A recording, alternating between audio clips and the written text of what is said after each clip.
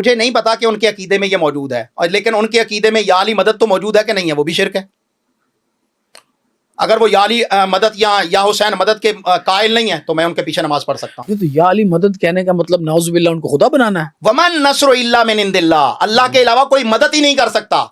تو جب آپ نے اللہ کا جو شریک ہے وہ سیدنا علی اور مرتضیٰ کو بنا دیا یا سیدنا حسین کو بنا دیا، تو اس سے بڑا اور شرک کیا ہوگا؟ مولا علی مشکل کشا نہیں ہے؟ مولا علی مشکل کشا ہوتے تو اپنے بیٹے کی مشکل کشائی نہ کر لیتے؟ ان کا سارا خاندان جو ہے وہ کربلا میں شہید کر دیا گیا ہے، گئے تھے مشکل کشائی کرنے کے لیے۔ آپ کے کیا لگتے ہیں کہ آپ کی مشکل کشائی کرنے پاکستان آ جائیں گے؟ آپ نے کبھی نعرہ حیدری یا علی لگایا ہے؟ نعرہ حیدری غلط ہے بھائی، نعرہ حیدری اللہ اکبر ہے، نعرہ صدیقی اللہ اکبر ہے، نعرہ فاروقی اللہ اکبر ہے، نعرہ عثمانی اللہ اکبر ہے، نعرہ حسینی بھی اللہ اکبر ہے۔ کبھی بھی سیدنا علی رضی اللہ عنہ نے نعرہ حسینی یا علی مدد نہیں کہا۔ نہج البلاغہ کو پڑھ لیجئے، وہ بھی اللہ سے مدد مانگتے تھے سیدنا علی رضی اللہ عنہ، اپنی اولاد کو بھی اللہ سے مدد مانگنے کا حکم دیتے تھے سیدنا علی رضی اللہ عنہ۔ تو وہ تو عقیدہ توحید کے تو یہ جو بڑے پلر تھے، تھم تھے۔ نعرہ حیدری یا علی جو لوگ لگاتے ہیں، اس نعرہ ٹھیک نہیں ہے آپ کی یہ نظر نعرہ میں؟ شرکیہ نعرہ ہے بھائی۔ تیری نعرہ حیدری یا اللہ ہے، نعرہ حیدری اللہ اکبر ہے جو صحابہ کرام لگاتے تھے۔ اچھا، میں تو کبھی ویسے نعرہ حیدری یا علی لگاؤں نا، مجھے جسم میں طاقت محسوس تو ہوتی پھر ہے۔ آپ اپنے ایمان کا ذرا چیک اینڈ بیلنس کیجئے گا۔ کس طرح چیک بیلنس کروں؟ کہ آپ نے یا علی مدد کہا تو یہ مدد تو اللہ نے کرنی تھی۔ آپ check قرآن and مجید میں balance سورۃ کرنے کا- الفاتحہ پڑھتے ہوئے check and نماز کے balance اندر کا کہتے ہیں طریقہ ایاک نعبد و ایاک نستعین، اللہ میں تیری ہی عبادت کرتا ہوں، تجھ ہی سے مدد مانگتا ہوں۔ تو آپ مانگ رہے ہیں سیدنا علی سے، تو اور شرک کس چیز کو کہیں علامہ گے؟ صاحب چیک اینڈ بیلنس کا طریقہ بتائیں۔ چیک اینڈ بیلنس کا طریقہ آپ قرآن کی طرف رجوع کریے، قرآن کو پڑھیے کہ قرآن نے مدد کا طریقہ کیا بتایا۔ قرآن میں کہا ہے انما الاعمال بالنیات، اچھا جی۔ اعمال کا دار و مدار نیتوں پہ۔ قرآن مجید میں نہیں ہے یہ، آپ کو کیا پتا میری یہ قرآن مجید میں نہیں ہے، ہے؟ یہ قرآن مجید میں نہیں ہے، حدیث میں ہوگا؟ ہاں حدیث میں ہے۔ تو آپ کو کیا پتا میری نیت اندر سے کیا ہے؟ تو بھائی نیت چھوڑ، مجھے آپ کے الفاظ کا پتہ چل رہا ہے کہ آپ یا علی مدد کہہ رہے ہیں، تو یا علی مدد کہنا تو جائز ہی نہیں ہوگا، یا اللہ مدد کہنا جائز ہے نا۔ علامہ مومن صاحب، کا عقیدہ یہ ہوگا کہ یا اللہ علامہ صاحب اگر ایک آدمی آپ کے سامنے آ کے بیٹھا ہو، کوئی کرسچن ہو یا یہودی ہو یا ہندو ہو، صرف خدا کو پتا ہوگا نا، آپ کو نا ابھی آپ کو نہیں پتا کہ یہ کیا ہے، آپ نے اس کو چیک نہیں کیا، اور وہ آپ کے سامنے بیٹھ کے کہے کہ میں مسلمان ہوں، آپ مان لیں گے وہ مسلمان ہے؟ میں مان لوں گا، مان لیں گے نا مسلمان ہے، جی۔ کیونکہ آپ نے اس کا دل چیر کے نہیں میں دیکھا۔ مان لوں گا، بالکل مانوں گا۔ تو آپ کیسے کسی کو کہہ سکتے ہیں کہ یہ مسلمان ہے اور غیر مسلمان ہے، صرف اس کو ایک مسلک کے اوپر پریکٹس کرتا دیکھ کے؟ صرف ایک مسلک کے اوپر نہیں، کوئی بھی شخص جو یا علی مدد کہے، یہاں تک کہ یا ابو بکر مدد کہہ دینا یا عمر مدد کہہ دے، تب بھی وہ مشرک ہے۔ علی رضی اللہ عنہ میرے ایمان کا حصہ ہے، میری محبت ہے، ان کے بغیر میرا دین پورا نہیں ہو سکتا۔ حسین میرے ایمان کا حصہ ہے، لیکن جہاں اللہ کی توحید کی بات آئے گی، کسی کی کوئی محبت جو ہے اس کے مقابلہ میں آڑے نہیں آ سکتی۔ یا عمر مدد بھی کہہ دینا، یا عمر مدد، تب بھی وہ مشرک ہے، یا محمد مدد بھی کہہ دے تب بھی وہ مطلب آپ یہ سمجھتے ہیں کہ آپ مکمل اپنی زندگی سنت اور شریعت کے مطابق گزارتے ہیں؟ کوشش کرتا ہوں، غلطیاں ہوں گی میرے اندر، خامیاں یہ ہوں جو آپ نے ٹوپی پہنی ہوئی ہے کس چیز کی بنی ہوئی ہے؟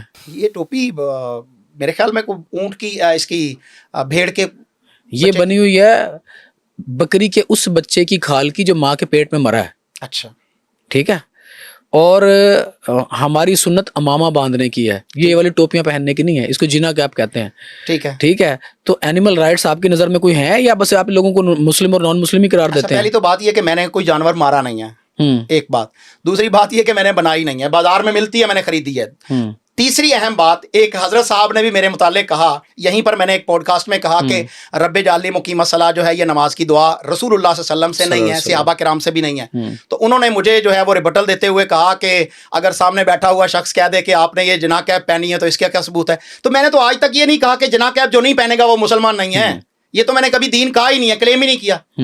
تو اگر میں یہ کہوں کہ یہ کلیم نہیں ہے تو پھر اس کے اوپر تو اعتراض نہیں بنتا، مجھے میرے دین نے اختیار دیا کہ میں لباس پہنوں۔ اچھا یہ بتائیں کہ وسیلے کے بارے میں اور درباروں پہ حاضری دینے کے بارے میں آپ کی کیا رائے ہے؟ وسیلہ جو ہے اس کی بہت ساری جائز صورتیں بھی ہیں اور ناجائز حرام صورتیں بھی ہیں، اور دربار جو ہے اس کا کنسپٹ کتاب و سنت میں ہے ہی نہیں، دربار کا وجود ہی نہیں ہے، تو میں اس کے اوپر کیا کہوں؟ اسلام میں پکی قبر بنانا حرام ہے، جائز نہیں ہے۔ آپ تو دربار بنا رہے ہیں نا، دربار صرف ایک ہے جو بیت اللہ ہے۔ علامہ صاحب یہ کیسی باتیں کر رہے ہیں آپ؟ میں ایسی باتیں کر رہا ہوں کہ میرا تعلق اچ شریف سے، آپ کو پتا ہے کہ وہاں کتنے دربار، آپ بھی بہاولپور کے ہیں، اس کے باوجود کہ میں درباروں پر پڑھا ہوں، وہیں پر پلا بڑھا ہوں، وہیں پر پڑھا ہوں، لیکن جب بات آئے گی اللہ کی توحید کی تو وہ بات بالکل واضح ہوگی کہ دربار مطلب صرف اللہ کا ہے. اللہ کے رسول صلی اللہ علیہ وسلم نے قبر کو پختہ کرنے سے منع کیا. نہیں آپ کیوں یہ سمجھ رہے ہیں کہ اگر کسی نے دربار بنا لیا ہے تو اس نے اس قبر کو اللہ بنا لیا نعوذ باللہ؟ اچھا دربار بنا کیوں لیا؟ مسلمان ہے تو بنایا کیوں بھائی؟ رسول نے تو کہا لا تجسسوا کسی کو القبر. تکریم دینے کے لیے، عزت دینے کے اللہ لیے. کے رسول صلی اللہ علیہ وسلم نے کہا کہ قبر کو پکا ہی نہ کرو اور اس کے اوپر کوئی بنیاد نہ بناؤ، اس کے اوپر مجاور بن کے نہ بیٹھو. یہ رسول اللہ علیہ وسلم کی حدیث کا ترجمہ بتا رہا ہوں. کہیں گے تو اصل عربی اور اس کا ٹیکسٹ بھی دے دوں گا آپ کے سامنے. اسلام میں کوئی ایک حدیث بھی، میں حالانکہ صحیح حدیث کو ماننے کا قائل ہوں، ضعیف حدیث بھی ایسی نہیں ہے کہ جس میں ہو کہ قبر کو پختہ کیا جائے. مزار بنانا تو بڑی دور کی بات ہے. اچھا آپ یہ بتائیں کہ حضرت امام حسین کو جنت کا سردار سمجھتے ہیں آپ؟ بالکل میرا ایمان ہے. اللہ کے رسول صلی اللہ علیہ وسلم نے فرمایا حسن کو بھی مانتا ہوں، حسین کو بھی مانتا ہوں کہ وہ جنتی نوجوانوں کے سردار ہوں گے. جنتی نوجوانوں کے سردار ہوں گے. تو کتنی جنتیں ہوں گی؟ جنتیں تو اللہ تعالیٰ نے 100 درجے اس کے بنائے ہیں. نہیں درجے تو کئی ہو سکتے ہیں نا. جنت تو ایک ہی ہے. ایک ہی ہے جنت ایک ہی ہے. جنت کے سردار کون ہے؟ جنت کے نوجوانوں کے سوار سیدہ شباب اہل الجنہ الحسن والحسین. سنن ترمذی کی حدیث ہے. جنت میں بوڑھا بھی ہوگا کوئی؟ فرمایا کہ نوجوانوں کے جو سردار ہوں گے وہ حسن ہوں گے اور حسین ہوں گے رضوان اللہ علیہم اجمعین. اور حضرت فاطمہ کیا ہوں گی؟ وہ عورتوں کی ہے بھائی. اچھا اور مردوں کے متعلق بھی آ جائیے نا جو بوڑھے ہیں. ہاں میں پوچھ رہا ہوں، وہی پوچھ وہ رہا ابو تھا. بکر و عمر ہیں رضوان اللہ علیہم اس کا ریفرنس دیں کوئی. سنن ابن ماجہ کے اندر حدیث ہے اور حسن حدیث ہے، صحیح حدیث ہے. جنت میں تو کوئی بوڑھا ہی نہیں ہوگا. جو دنیا میں فوت ہو کے گیا وہاں پر تو بھائی بچے بھی ہوں گے، اور جو بڑھاپے کی عمر میں فوت ہو گیا اس کے سردار وہاں پر اللہ تعالیٰ ان کو بنائے گا. حدیث میں ہے نا جہاں پر سیدہ شباب اہل الجنہ ہیں وہاں سیدہ کہول و اہل الجنہ بھی تو آیا نا کہ بوڑھوں کے سردار جو ہیں وہ ابو بکر اور عمر ہوں گے رضوان اللہ علیہم اجمعین. اچھا یہ میں نے حدیث پہلے نہیں سنی تھی. سنن ابن ماجہ میں حدیث موجود ہے، میں آپ کو ایک بار ٹیکس کر دیتا ہوں. مجھے ضرور کیجیے گا ٹیکس. اچھا یہ بتائیں قاری صاحب کبھی آپ کو محبت ہوئی ہے کسی لڑکی سے؟ میری بیوی ہے اس سے محبت ہے، میری بیٹی ہے مجھے اس سے محبت ہے، میری ماں وہ بھی تو ایک لڑکی تھی اس سے محبت تھی. تو کبھی آپ کو یہ آپ ماشاءاللہ لٹریری آدمی ہیں، کتابیں پڑھتے ہیں، تو کبھی ان کے کریکٹر پڑھتے ہوئے اہل بیت کے آپ کو حضرت امام حسن سے، حضرت امام حسین علیہ السلام سے، مولا علی سے کوئی محبت فیل ہوئی ہو؟ بہت زیادہ. فیل نہیں ہوتی، نظر آتی ہے. میں کئی دفعہ ان کو پڑھتے ہوئے روتا ہوں. اس پہ میرا اللہ گواہ ہے. میں کیمرے کے سامنے بیٹھا ہوں لیکن بات میں وہی کر رہا ہوں جو اللہ جانتا ہے، کیونکہ وہ تو کیمرے کے بغیر بھی مجھے جانتا ہے نا. مجھے ان سے اتنی محبت ہے کہ اپنے ماں باپ سے اتنی محبت نہیں ہے جتنی سیدنا حسن سے، سیدنا حسین سے، سیدنا علی سے، رسول اللہ صلی اللہ علیہ وسلم کے صحابہ سے. آج کل کی بات ہے، میری بیٹی ہے اس وقت اس کی 7 سال عمر ہوگی، ہبا قیوم اس کا نام ہے. میرے پاس ایسے ہی آ گئی، کہتی ہے بابا میں ایک بات بڑا سوچتی ہوں. میں نے کہا بیٹا کیا ہے؟ میں پڑھ رہا تھا، میں نے پڑھنے کو چھوڑ دیا اور میں نے کہا بیٹا کیا بات ہے؟ کہتی ہے بابا میں رسول اللہ صلی اللہ علیہ وسلم کے دور میں پیدا کیوں نہیں ہوئی؟ 8 سال کی بچی نہیں ہے، 7 سال کی بچی ہے اور وہ کہہ رہی ہے کہ میں رسول اللہ صلی اللہ علیہ وسلم کے دور میں پیدا کیوں نہیں ہوئی؟ میں آپ کو دیکھنا چاہتی تھی، میں آپ کے دور میں پیدا ہونا چاہتی تھی. یہ گھر میں تربیت ہے، یہ محبت ہے نا.